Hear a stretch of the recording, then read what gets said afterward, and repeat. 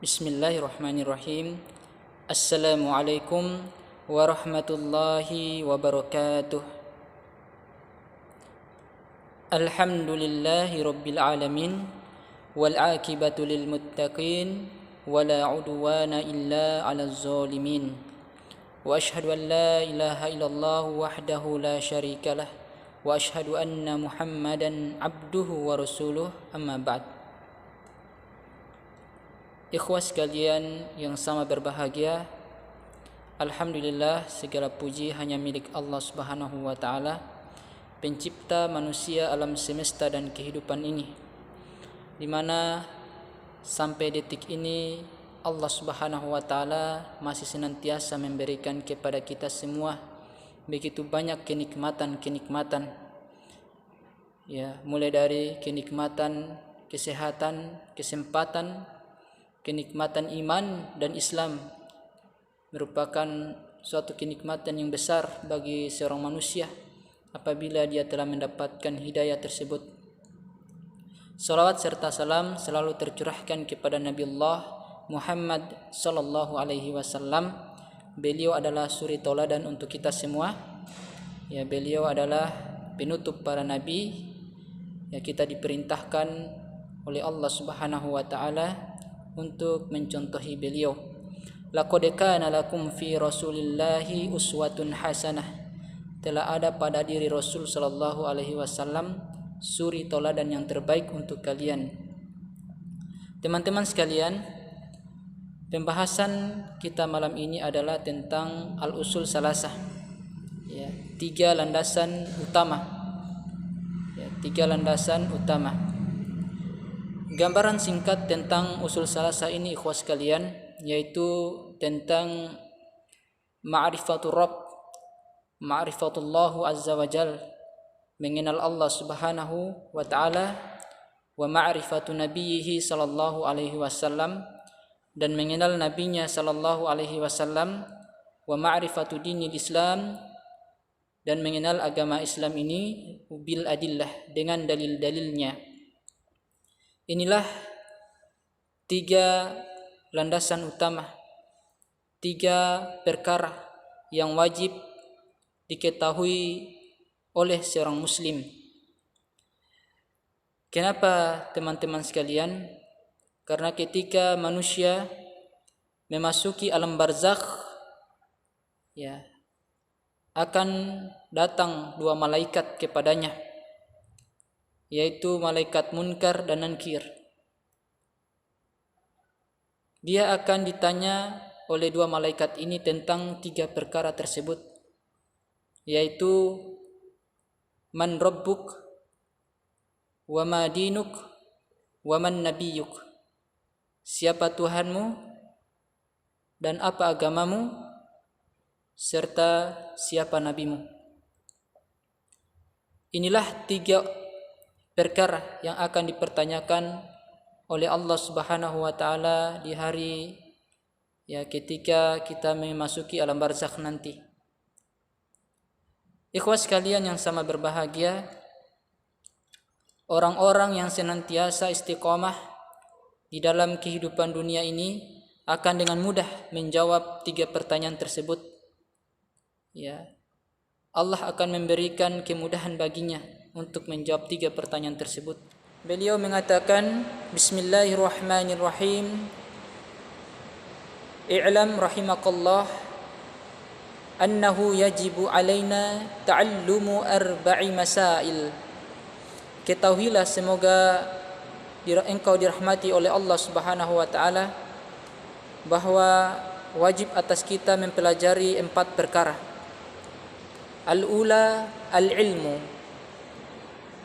Perkara yang pertama adalah ilmu. Wa huwa ma'rifatullah wa ma'rifatu nabiyhi sallallahu alaihi wasallam wa ma'rifatu dinil Islam bil adillah.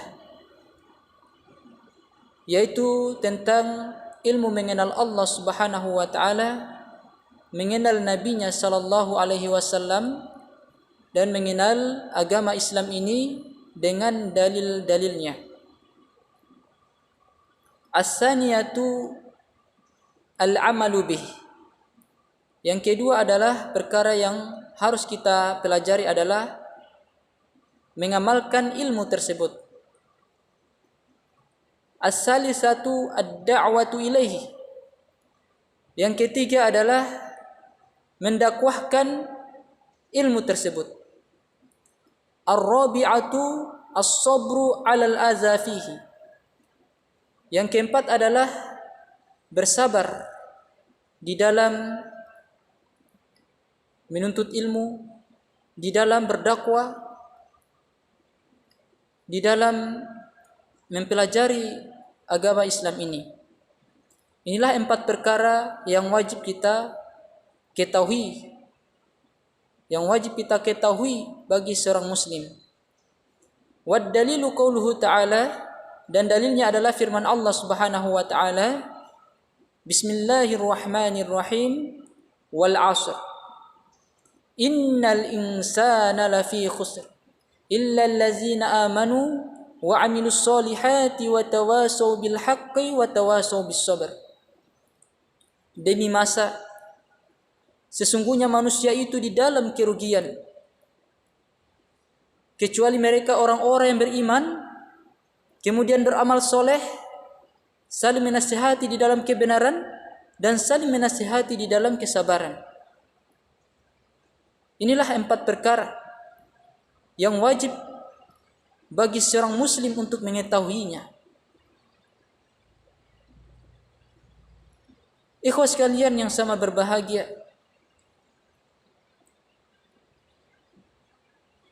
di dalam surat Al-Asr, Allah Subhanahu wa ta'ala membuka dengan sumpah. Wal 'asr, demi masa. Innal insana lafi khusr, sungguh manusia itu di dalam kerugian yang nyata. Illa allazina amanu, Allah mengecualikan orang-orang yang tidak merugi adalah illa allazina amanu. Yang pertama adalah mereka orang-orang yang beriman. Wa amilus solihat, dan yang kedua adalah beramal soleh. Wa tawasaw bil haqq, saling menasihati di dalam kebenaran. Wa tawasaw bis sabr, saling menasihati di dalam kesabaran. Poin yang pertama adalah iman. Ilmu dan iman adalah sesuatu yang tidak bisa kita pisahkan satu sama lain. Apabila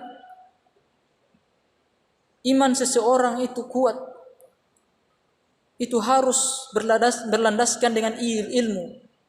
Harus berlandaskan dengan ilmu. Karena salah satu antara keduanya tidak bisa dipisahkan satu sama lain. Iman, ikhwas sekalian, adalah pondasi. Pondasi bagi seorang hamba. Ibarat pondasi yang berdiri di atasnya amalan-amalan lainnya. Iman yaitu percaya di dalam hati, diyakini di dalam hati, at-tasdiq bil qalb wal iqrar bil lisan, diucapkan dengan lisannya, wal amalu bil jawarih, dan diamalkan dengan anggota tubuh. Inilah iman.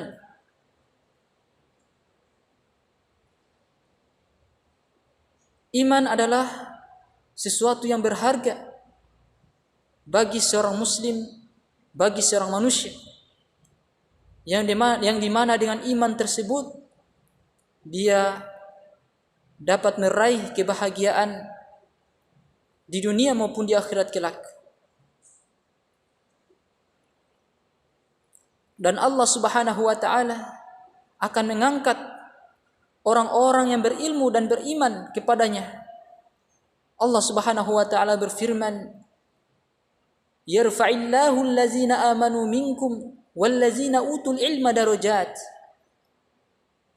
Allah akan mengangkat orang-orang yang beriman di antara kalian dan orang-orang yang berilmu di antara kalian beberapa derajat. Begitu pentingnya, begitu urgennya ilmu tersebut.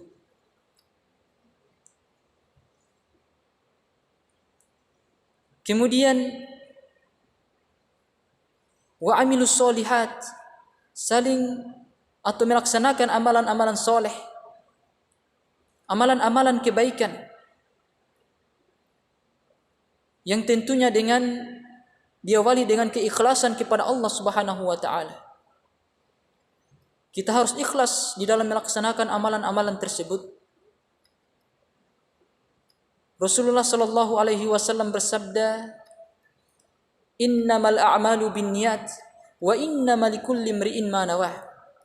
Sesungguhnya setiap amalan-amalan itu tergantung daripada niat-niatnya. Dan seseorang hanya akan mendapatkan sesuai dengan apa yang dia niatkan. Di dalam beramal soleh, ikhwas sekalian, merupakan salah satu kunci kebahagiaan bagi seorang muslim. Kunci kebahagiaan bagi seorang hamba ketika dia beramal soleh, melaksanakan amalan-amalan kebaikan, utamanya dia ketika beramal soleh menghadapkan dirinya, melaksanakan solat kepada Allah Subhanahu wa taala dengan hati yang ikhlas lillahi azza wa jal. Allah Subhanahu wa taala memerintahkan kita untuk beribadah kepadanya semata, karena inilah hakikat daripada kita diciptakan di dunia ini. Allah Subhanahu wa taala berfirman, "Wa ma khalaqatul jinna wal insa illa liya'budun." Tidaklah aku menciptakan jin dan manusia melainkan hanya untuk beribadah kepadaku, kata Allah Subhanahu wa taala. Di dalam beramal soleh, ikhwas sekalian, harus memenuhi dua syarat. Yang pertama tadi kita telah sebutkan, yaitu ikhlas lillahi azza wa jal, mengharapkan pahala di sisi Allah Subhanahu wa taala. Yang kedua adalah mencontohi Nabi sallallahu alaihi wasallam, mencontohi beliau. Nabi sallallahu alaihi wasallam bersabda, "Man amila amalan laisa alaihi amruna fahuwa raddun." Barang siapa yang mengerjakan suatu amalan yang tidak ada dasarnya, yang tidak diperintahkan oleh Nabi, maka dia tertolak. Di dalam riwayat lain, "Man ahdatsa fi amrina hadza ma laysa minhu fahuwa raddun." Inilah ikhwas sekalian yang sama berbahagia. Dua syarat bagi seorang muslim di dalam beramal soleh. Kemudian saling menasihati di dalam kebenaran. Ikhwas sekalian yang sama berbahagia, kita butuh nasihat. Kita butuh nasihat dari saudara-saudara kita yang seiman. Kenapa jemaah sekalian? Karena keimanan kita naik turun. Al-iman yazid wa yankus. Yazidu bit ta'ah wa yankus bil ma'siyah. Iman itu bertambah dengan ketaatan kepada Allah Subhanahu wa taala dan turun dengan kemaksiatan. Olehnya itu, kita seorang muslim membutuhkan teman, membutuhkan muslim yang lain untuk bisa menasihati kita, agar kita tetap istiqomah di atas ajaran Islam ini sampai datang hari di mana kita akan meninggal atau dicabut nyawa kita. Ikhwas sekalian yang sama berbahagia, di dalam saling menasihati, yaitu beramar ma'ruf dakwah, Nabi sallallahu alaihi wasallam telah bersabda, "Idza ra'a minkum munkaran falyughayyirhu biyadihi." Apabila salah seorang di antara kalian melihat suatu kemungkaran, maka dia ubah dengan tangannya. Apabila Anda seorang pemimpin, seorang presiden misalnya, maka Anda mengubah dengan tangan. Maksud daripada tangan di sini adalah kekuasaan kita. Mengubahnya dengan kekuasaan kita. Dan apabila kita tidak bisa atau belum mampu, maka kita mengubahnya. Kita menyampaikan dengan lisan kita. Kita menyampaikan dengan cara yang baik. Memperingatkan bahwasannya hal tersebut adalah perkara yang batil, yang tidak disyariatkan oleh Allah Subhanahu wa taala.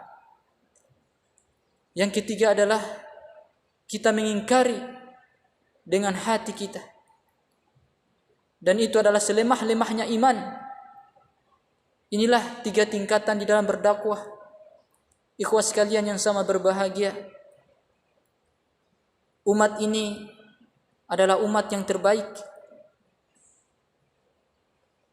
Yang ketika umat ini saling beramar ma'ruf nahi munkar, Allah Subhanahu wa taala berfirman, kuntum khaira ummatin ukhrijat linnas ta'muruna bil ma'rufi wa tanhauna 'anil munkar wa tu'minuna billah. Kalian adalah sebaik-baik manusia yang dilahirkan, yang mengajak manusia kepada kebaikan-kebaikan dan mencegah daripada perbuatan mungkar. Inilah dakwah, ikhwas sekalian. Berdakwah ilallah, yaitu berdakwah hanya untuk Allah Subhanahu wa taala. Ikhlas lillahi azza wa jal, mengikhlaskan niat-niat kita hanya untuk Allah Subhanahu wa taala.